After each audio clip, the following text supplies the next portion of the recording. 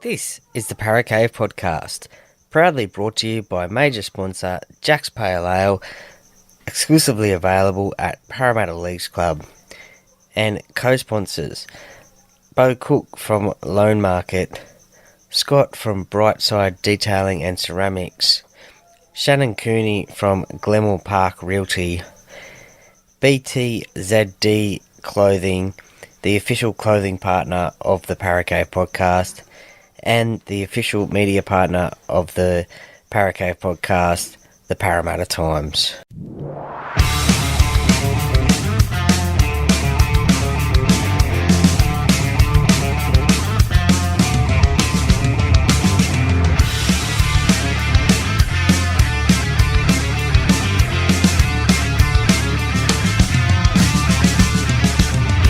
Welcome to another episode of the Para Cave Podcast. And now over to your host, Troy Warner, broadcasting live from the world-famous Para Cave. Yes, hello listeners, welcome back to another edition of the Para Cave Podcast. And what about that new intro music? I really hope you enjoy that one, something new for the podcast. And a huge thanks to Jamie Galea for putting that together for me. And you'll be able to catch Jamie in his band, Rough Diamond. You'll be able to find them on Facebook. So huge thanks to Jamie for putting that intro music together, and also the outro music as well. So I reckon it sounds great. So thank you very much for that one. Well, in this episode of the podcast, it is my Round 8 review with the Duckman from Pulse FM, 89.9 FM, and we review Round 8 with still 2 games to go. It is recorded the day before Anzac Day, so of course on Anzac Day we have the Roosters taking on the Dragons and also the Melbourne Storm taking on the New Zealand Warriors. So we review all the games that have been played before that, and we also have a little bit of Tigers talk, a little bit of Origin talk, and a little bit more as well. So I really hope you enjoy this, and I hope you're enjoying this sort of content coming your way each week. And don't forget, also still out this week is the Brad Takarangi episode with episode 150. So a great little interview there as well, and a new interview based podcast will be coming out this week, so stay tuned for that one. But in the meantime, these are fan opinions, not expert opinions, so I really hope you enjoy it. Let me know if you do or not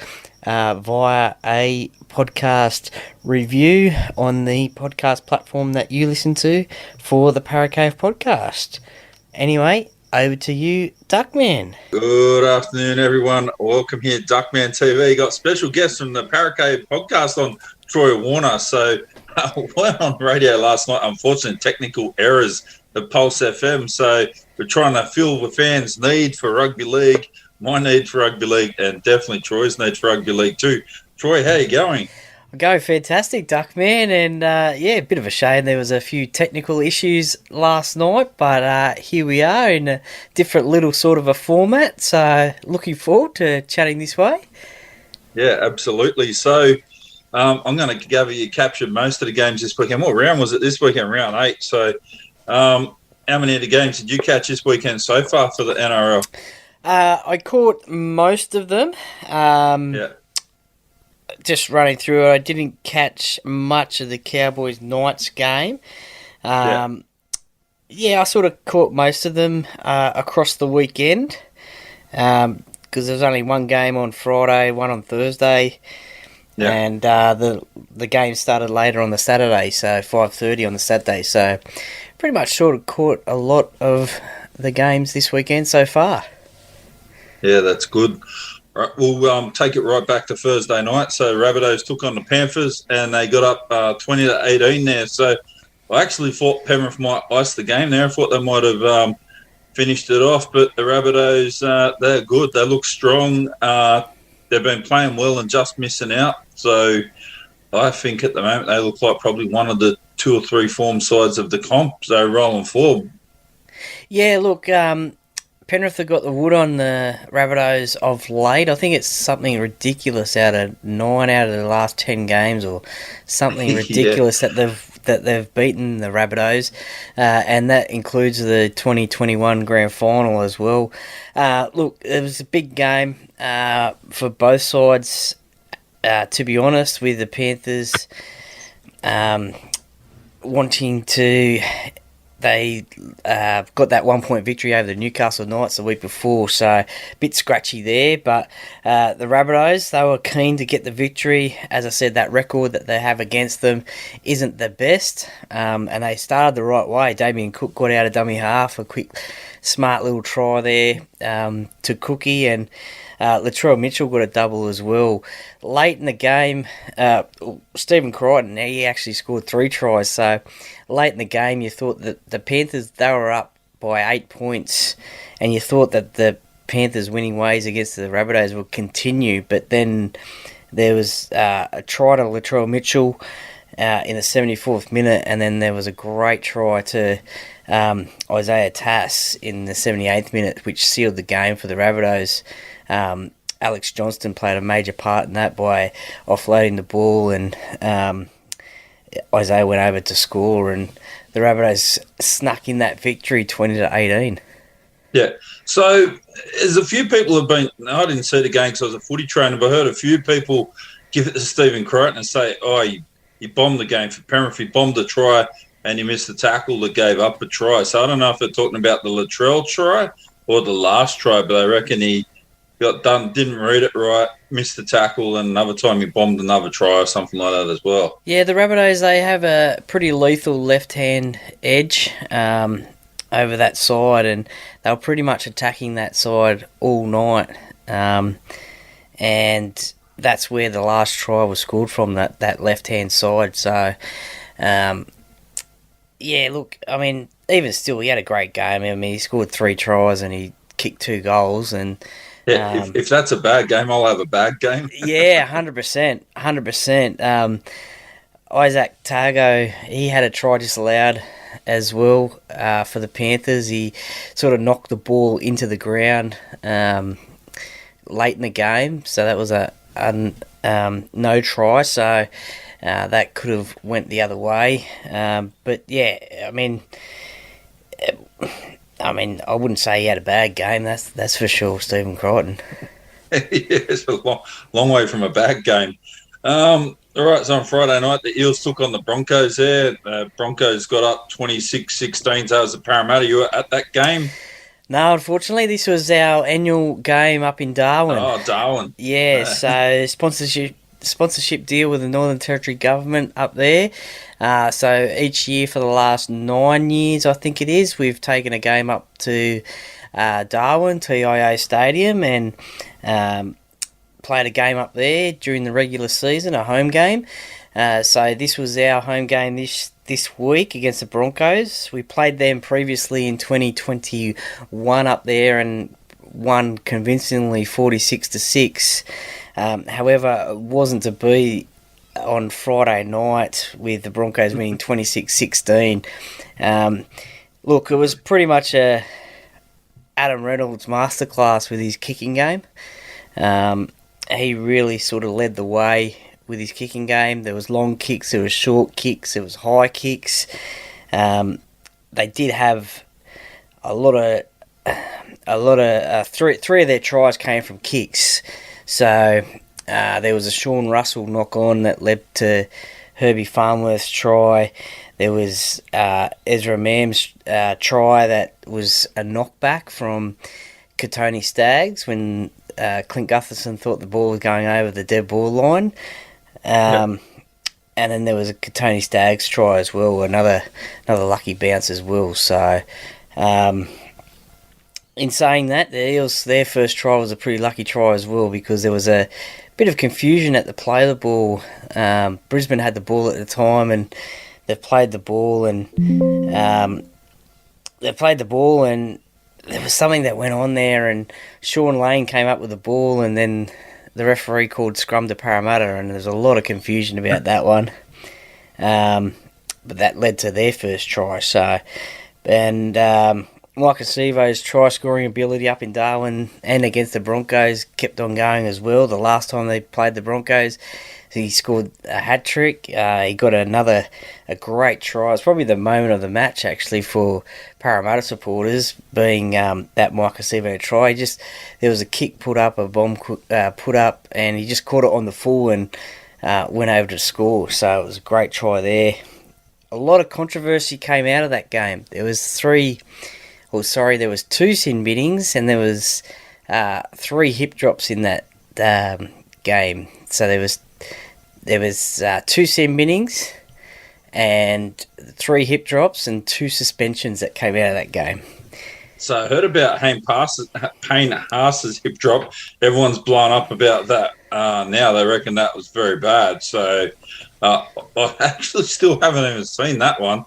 I've seen a couple of other things that aren't real good. So what were the other sin binnings for? So Jermaine Hopgood from Parramatta, he got sin bin for a hip drop tackle. He ended up being fined for that, so he won't miss any game time.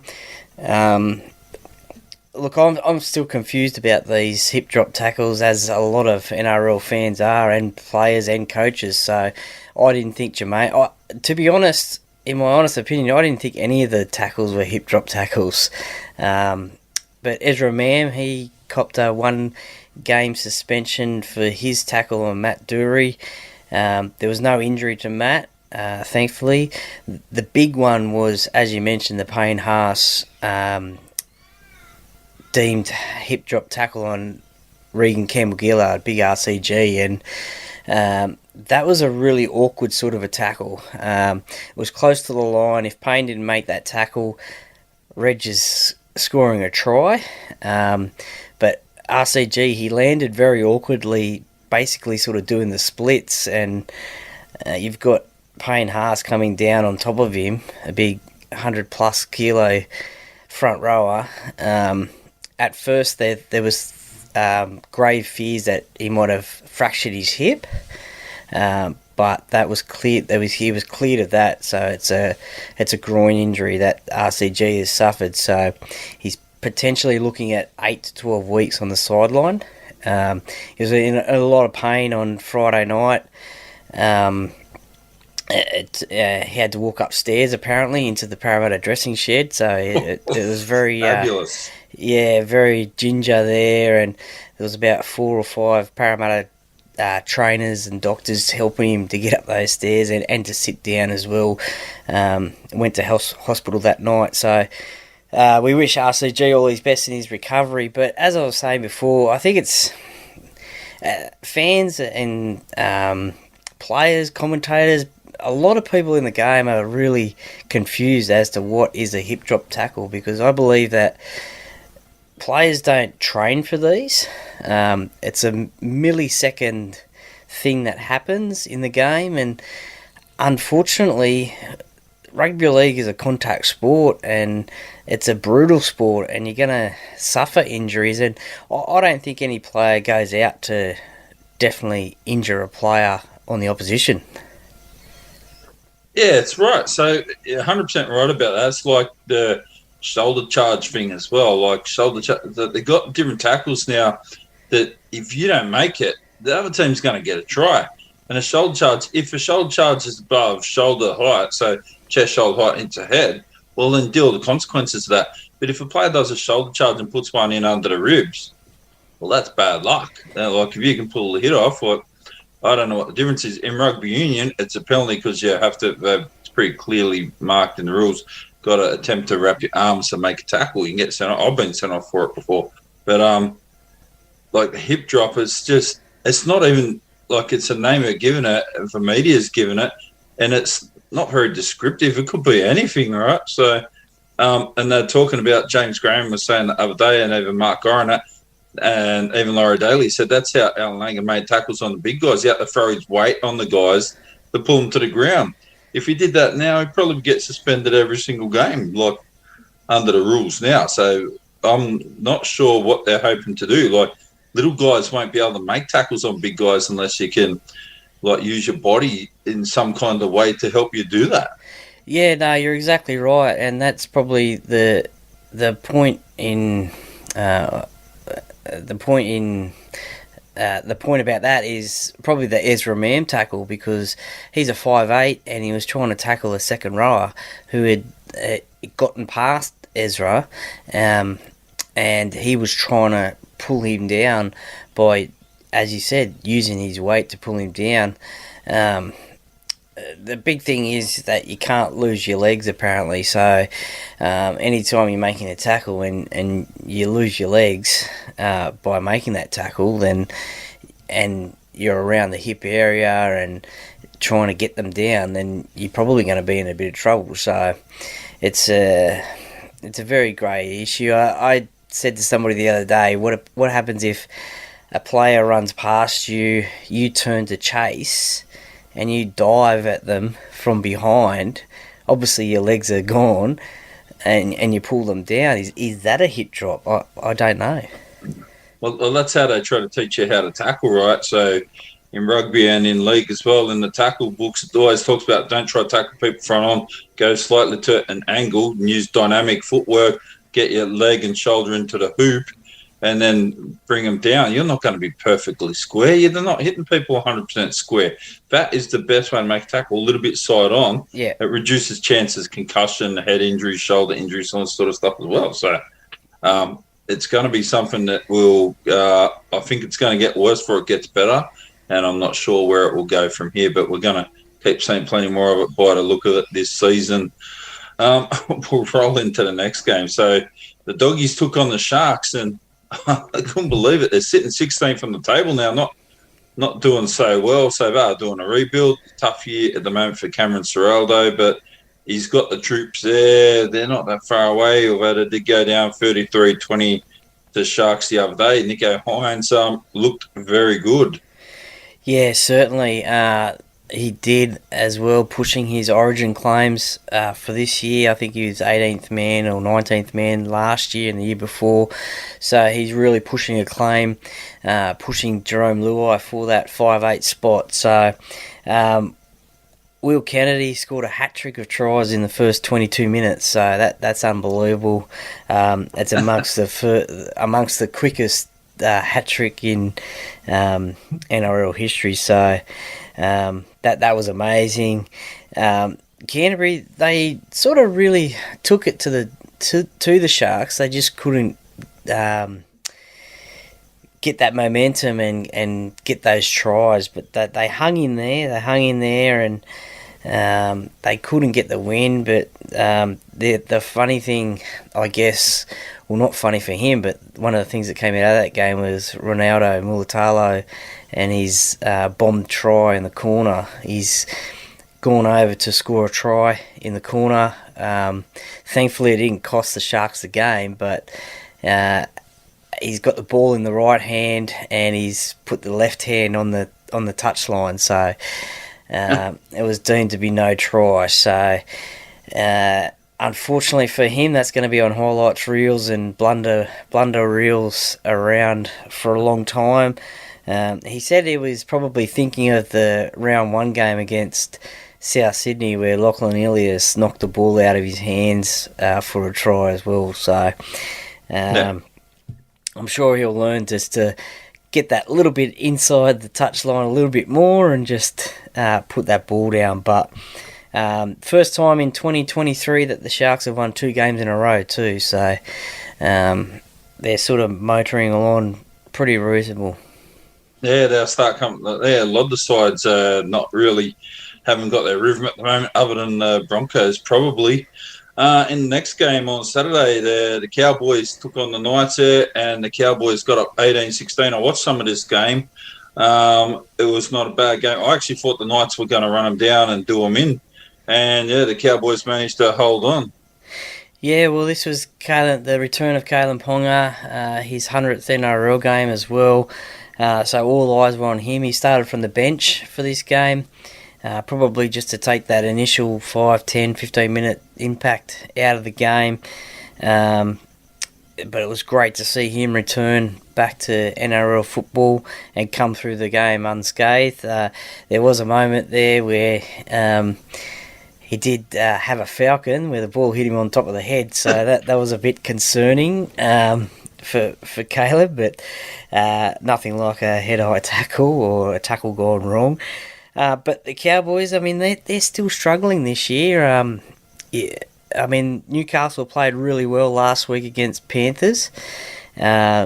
Unlucky not to get the win there, so they were going up to Townsville with a lot of confidence, and the Cowboys just got the win, 18-16 as you said, and they got the 2 points, but they'd be worried about how their season's going, I think. Still struggling a little bit, a few players out at the moment, but they got the win. That was the main thing for them. Yeah.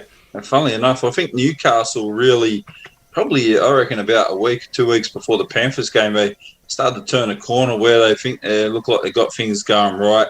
And now they got Kalen Ponga back, so they've got extra attacking options.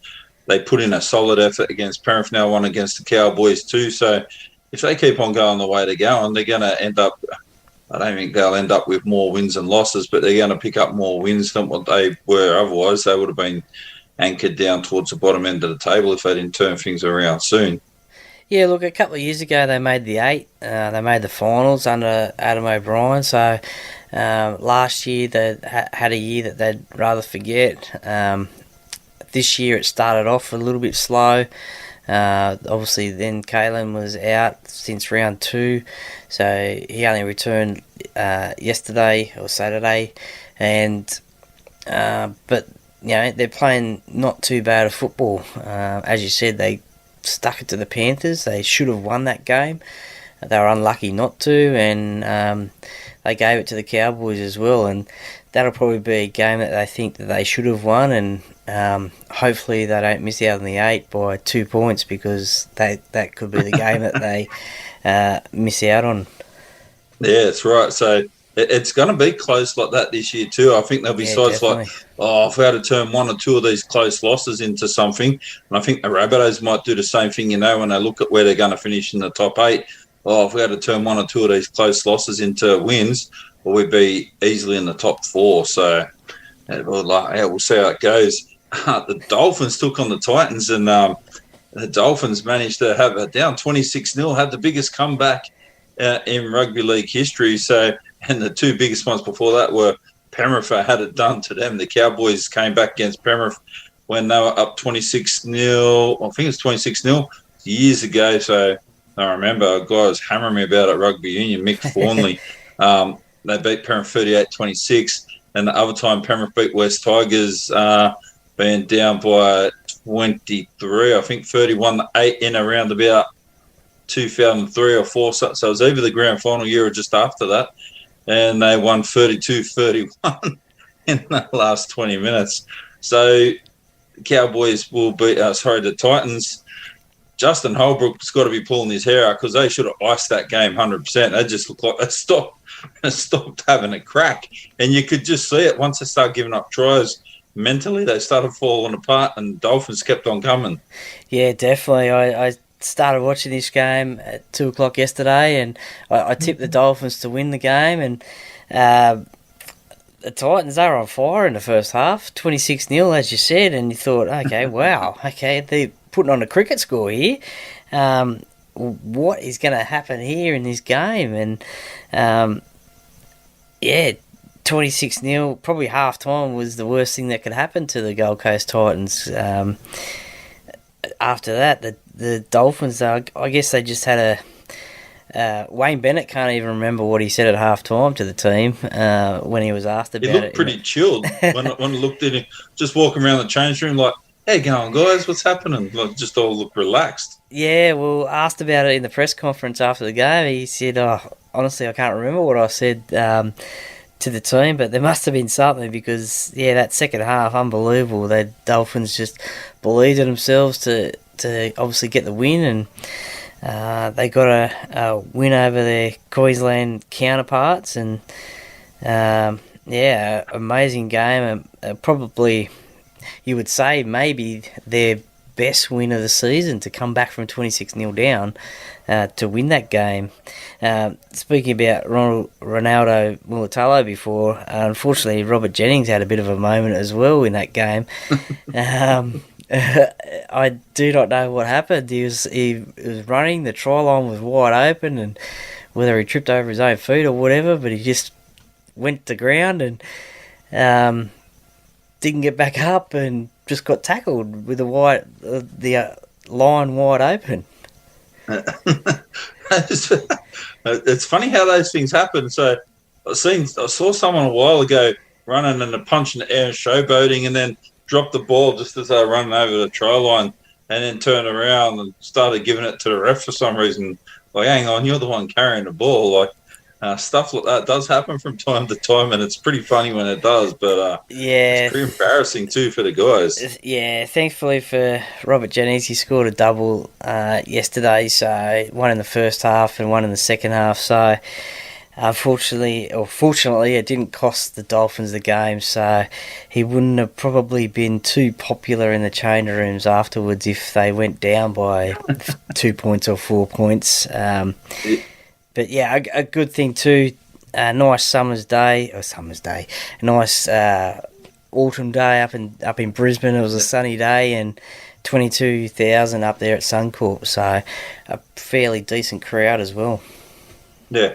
Well, they're getting good numbers too, and people aren't expecting the Dolphins to win the comp, but they're expecting them to have a bit of consistency and build something that everyone can look forward to, and I think they're doing a really good job at that.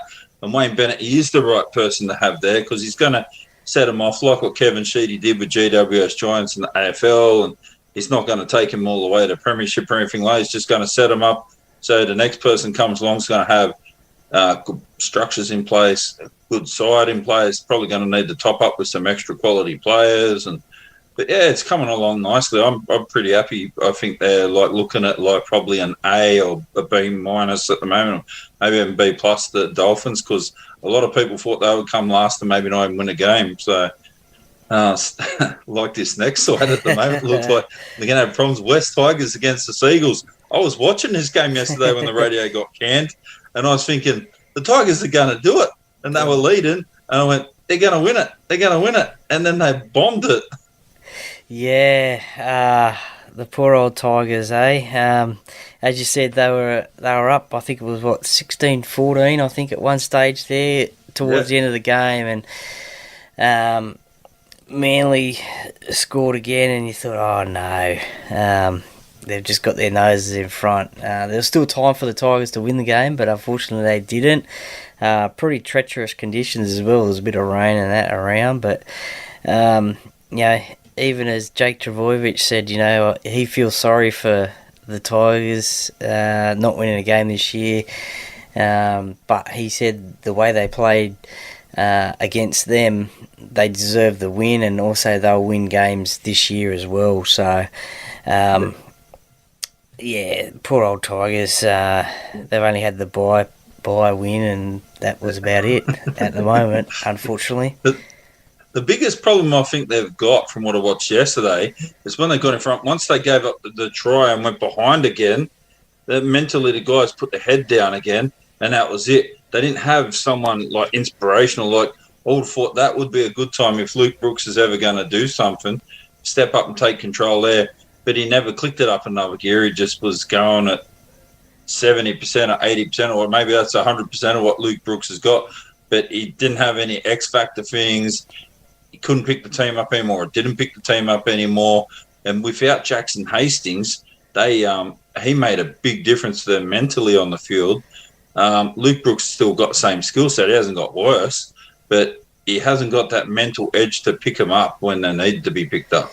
Yeah, look, in a way, I do feel sorry for Luke Brooks because the expectation is that it's his team and he's a little general who runs the team around, and in moments like that where they are winning the game, that he should take control and the Tigers end up winning the game. A bit like Mitchell Moses at Parramatta as well. Same sort of situation when Parramatta's in front. we all expect Mitchell to be taking control of the game, and in those games that Parramatta lose and the Tigers lose, it's generally question marks over Luke Brooks and Mitchell Moses. But Luke's got a lot of expectation there at the Tigers, but I mean they will win games. It's just a question of when. The disappointing part for Manly would be the fact that Tommy Trbojevic has gone down injured again. So I think he went for scans today. I'm not too sure the extent of that. I think it could be a groin injury. I'm not 100% accurate on that one, but concerning for Manly as well, and Tommy as well, because he's had those shoulder and groin and hamstring injuries as well in the past. So let's hope that he's not out for too long. A shining light in the game was Hamoli Olakau'atu as well. Scored a great try off a DCE pass, and it was quite funny actually. The Queensland skipper Daly Cherry Evans sort of promoting Olakau'atu, saying he'll be ready for New South Wales in State of Origin. He'll be able to handle it as well, considering that probably he will be running at DCE on the field. So he's pushing his claims for that Origin berth. Yeah. Well, it's a fair claim. The push two's playing well this year, and Manly, they really turned it. I genuinely thought when Tigers got in front yesterday, Manly looked like they dropped the bundle as well, and you're just thinking, how long what the Tigers going to do here? And they look like they stopped trying to attack Manly. They look like, let's just try to hold on. So I think they played it wrong in the end of the game. There's a couple of little mental things that got to work there. They do need another leader. I thought John Bateman would have had a bigger game yesterday too than what he did. He did all right, but he's not a Gareth Ellis, right? They don't have a Gareth. They don't have one big dominant forward that the other teams are scared of at the moment. Had Tamau. Tamau was doing all right last year, but he's moved on to the Cowboys.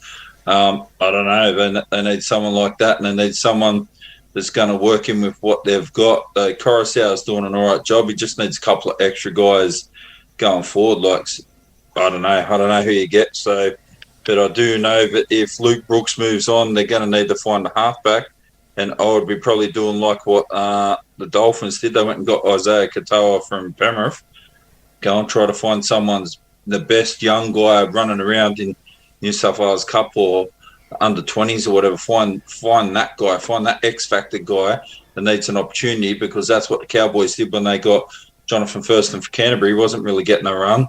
And he did play in the grand final and helped them win it, and played very well that year and on the grand final day. But that's the guy that's going to take them forward, I think, so, or fit in with their piece. I don't think they're going to find another set first-grade guy now. It's going to go, like Jack Whiten would be ideal for him, but they're not going to get Jack Whiten. So, I don't know how they do it. Yeah, no, it's a tough one. And as you said, as we talked about, I think previously, last week or the week before, the St. Helens halfback, he's looking to come over to the NRL, and his coach actually said to him that don't go to the Tigers. So when you've got coaches saying to players that you don't want to go to that club because of the off-field stuff that's happening, the on-field stuff that's happening, you won't like it at that club. You want to go to a winning club with a winning culture.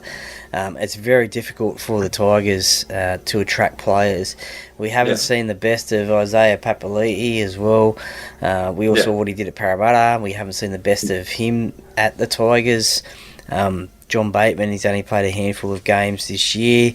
He was involved in a lot of niggle yesterday. There was a few push and shovers involving him as well. Maybe that was the frustration coming out. So Api Coruscant, he's probably leading from the front, scored a try yesterday. He's probably 2 steps in front of everybody else. Yeah. So they really do need another forward and another second row as well to go with. But that's when they get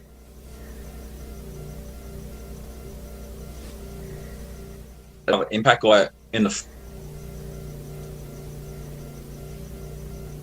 If the forwards can really start to, if they're never getting forward, they're never really punching forward and dominating another team at the moment. So Luke Brooks, he's got a tough job at the moment because he's got to try to take a team that's not really busting teams up and make something out of that. So it's a tough job. I don't know where you go. Like I said, I would look at the best young talent floating around at other clubs that's probably not going to get a run, or fringe guys at other clubs that are young that have been in it for a couple of years, maybe not getting a crack, and go and get a couple of them from wherever. So even if that's England, get a couple of rising stars, someone wants to prove themselves. So, yeah. But Justin Pascoe, when he was at Penrith, I didn't like Justin Pascoe. There's something not right about it. I can't remember what it was at the time, but just his player management of like contracts and stuff like that, it was just dead set, not very good. And we're seeing it with the Tigers now too, right? So that something is badly off at the moment, and his name keeps on being in the mix. So if he's part of the problem, well, they need to find another solution. So maybe that is part of what's going on as well. So the West Tigers fans, if you ask them, they're pretty certain that he hasn't helped them go forward. And yeah, the same as when Glenn Matthews was at Penrith, same sort of thing. I didn't think he would. They're trying to do their best, right? But there's just the perceptions that they were making bad decisions, and the bad decisions were hurting the club. So if he's the guy that's doing it, well, it's easy to change that. So that might change their whole landscape going forward as well. Yeah, I think a lot of people sort of probably saw that out of the Tiger Town mini-series on Fox about Justin as well, and probably some of the comments that he's made lately over this year and last year as well. Probably a small step in the right direction is I think they've just appointed John Doherty, a former Western Suburbs legend, to the board of the Tigers. So yeah, it's West fullback and Australian fullback for a long time. Joe Cool. Yeah, Joe Cool. So a little bit of fresh blood into the board there. So maybe a small step in the right direction for the Tigers. Yeah, so we hope they turn it around. So we'll have another chat about them after we go through a couple of games here. Roosters are up against the Dragons. First up tomorrow, that's 4:05 kickoff there for Anzac Day clash. If I remember right, the Roosters did it in pretty good form last year, but the Dragons, they will come out punching hard. They always do when they play the Roosters on these big Anzac Day clashes. So it'll be interesting to see how it goes again tomorrow. I actually think the Roosters are a little bit out of form, and if the Dragons play well, they might get them on the hop and might be able to get the victory, but I don't think they will. Yeah, I've tipped the Roosters in this game, although you're exactly right. The Dragons always step up on Anzac Day. It's such a prestigious game to play in, and the Dragons have had a couple of victories over the years on Anzac Day, as have the Roosters as well. So it'll be an interesting game that way. It's a full house tomorrow at Allianz Stadium, so 42,500 people will be there, so the joint will be packed. Big talking point about this game is obviously it's on Anzac Day, but also Sam Walker has been dropped from the Roosters starting side. He played New South Wales Cup on the weekend and had a pretty sort of okay game, some would say, but so he's out. Joey Manu comes into the 5'8" role, and Luke Keary goes to halfback. So interesting change there. Have to see how that goes, but look, it's an emotional day. There's a lot of ex-servicemen and women at the game, and yeah, the last post always gets you, doesn't it, when that's played before the game? Yeah, 100%. So I'm trying to think who it was. One of the Dragons players, certainly was one of the Dragons players, back in the 50s, they asked him, what was it like under pressure? He goes, pressure in rugby league. There's no pressure in rugby league. I'm trying to remember who it was. I can't remember the player off the top of my head. Someone will remember. He said, "You know what pressure is? It's when you're flying, whatever you say, a sock with camel, and you got a Messerschmitt up your ass." So, like, that's a different perspective. Yeah, definitely. People out there trying to actually kill you. So, as opposed to guys going, under pressure on the field, it's a whole different perspective and a different world what we live in compared to what was going on back in the 40s and 50s. Yeah, definitely. I think a few players talking about Anzac Day have come out and said, look, we do go to battle on the football field, but it's a completely different battle to what these men and women went through back in the day. And it's certainly a very emotional day. And the Roosters play in their traditional light blue jersey. And I think there's a little story behind that. I think at that time of, I think it could have been World War One or Two, I think.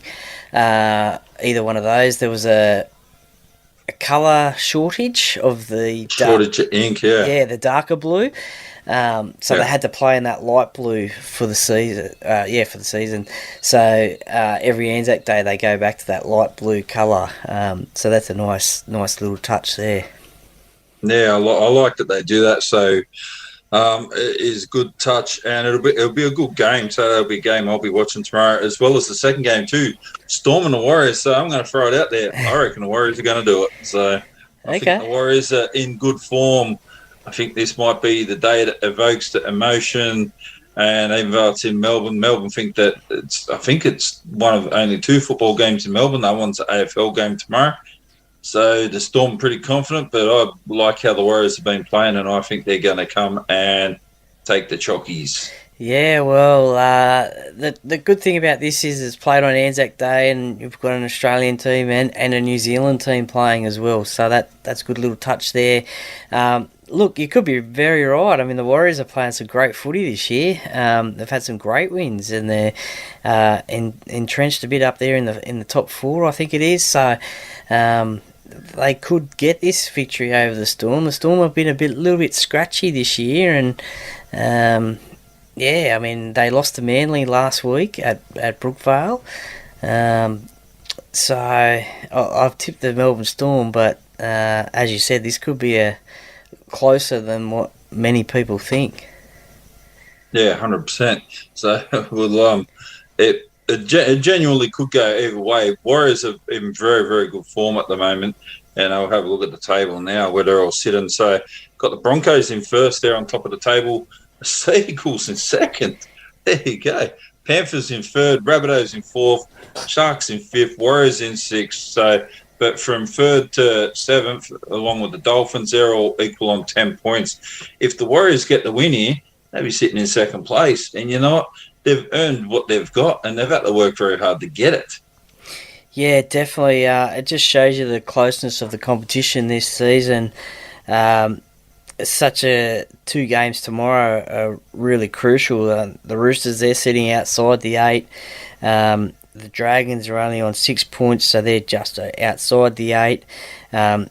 As you said, I think Manly are in second spot at the moment. If they lost that game to the Tigers, they could have dropped down to 12th position yesterday. So it just shows you how close this competition is. So yeah, it's funny. All the way from 3rd to 16th, there's 4 points between 3rd to 16th at the moment.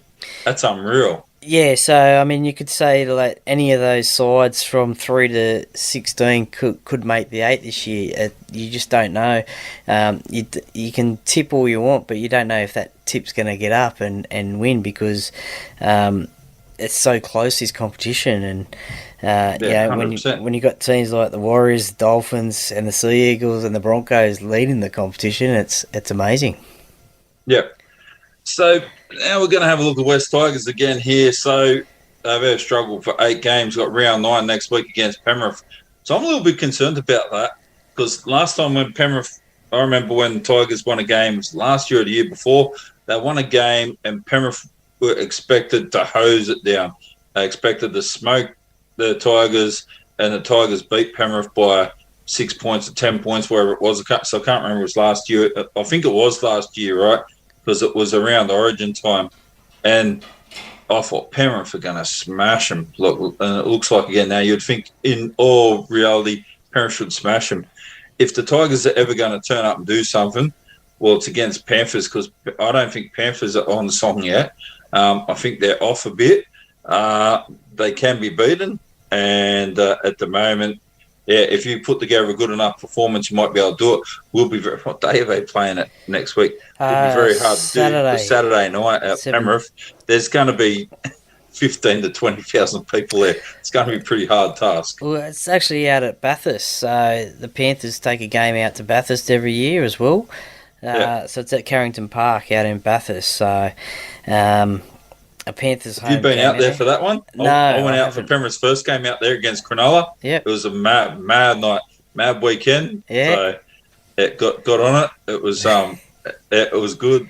Well, if Penrith ever take out Parramatta out there, then I'll be there for sure. Or maybe one day I might even go to a Panthers game as well, as I love rugby league. So, look, out there, as you said, the Panthers have been a bit up and down this year. They had some big scores, some close losses, and some close wins. So, and the Tigers yesterday, they gave it to, well, they stood up against Manly, couldn't get the chocolates, but look, you would expect Penrith in a romp to win, but look, you never know. There's always that bad blood between the Tigers and the Panthers, especially with Ivan Cleary and him coaching there before, and the way he left and stuff like that. So, and the infamous blowing the kiss at full time, I think it was a year or two ago, and probably something that he regrets doing, I think, to the fans. But look, I'll tip Penrith on that one. But as I said, you never know.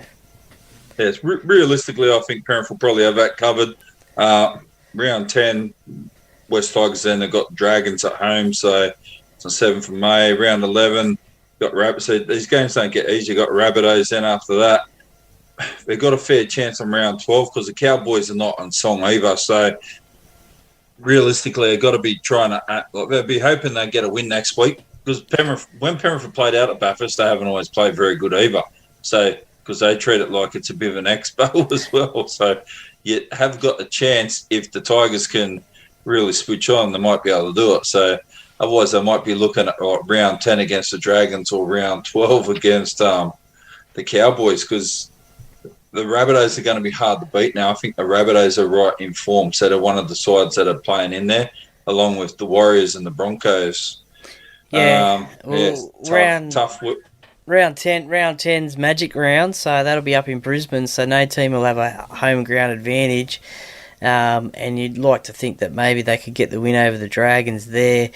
But as you said, then probably the other maybe opportunity is against the Cowboys, and that's at Leichhardt Oval. So, as some people call it, the eighth wonder of the world. So, have you been there? It's not real flash. I've been there once. It was the coldest I've ever been. It was a cold, windy, rainy night. So colder there than I've been in Canberra. So, so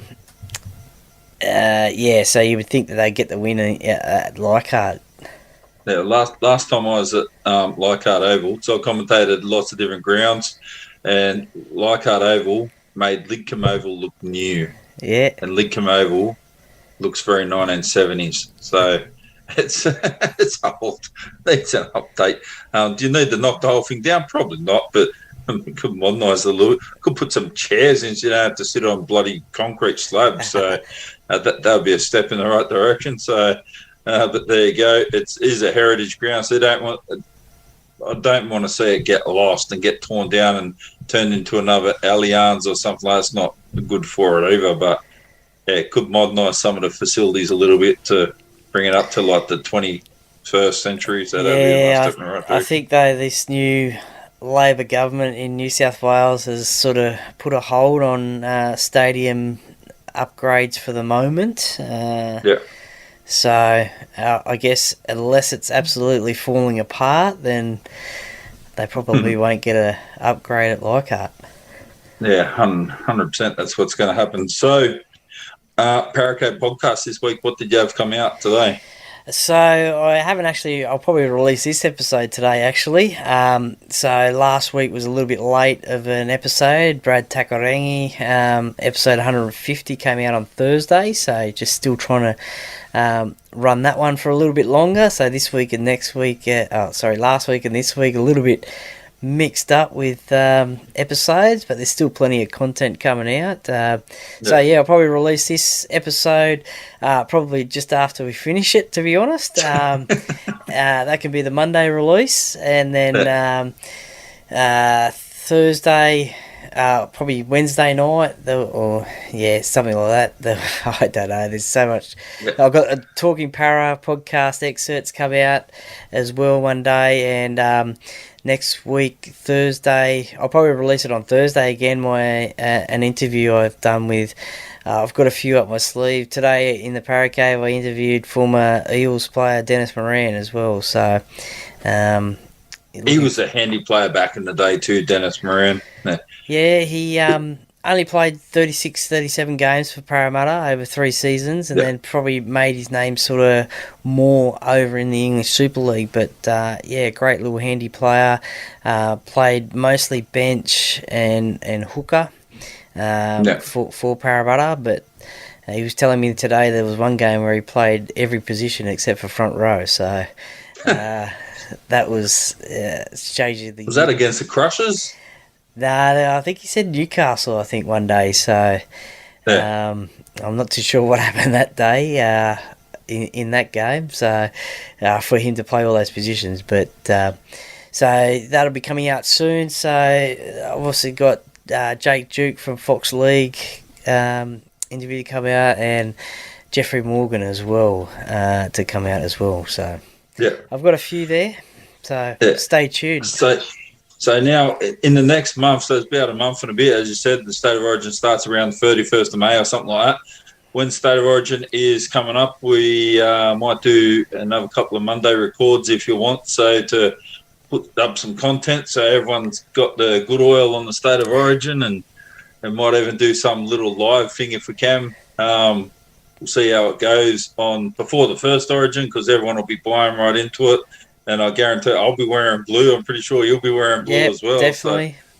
That sounds good, mate. The more content, the better. That's what the fans want. So, happy to do something like that for sure. Too easy, absolutely. Thanks, Troy, for coming on. Appreciate that. It's always good to have a chat, and I'm glad we could still do something this weekend. And I'll chat to you on Friday night. Absolutely. Thank you very much, Duckman. No worries. Thank you very much, sir.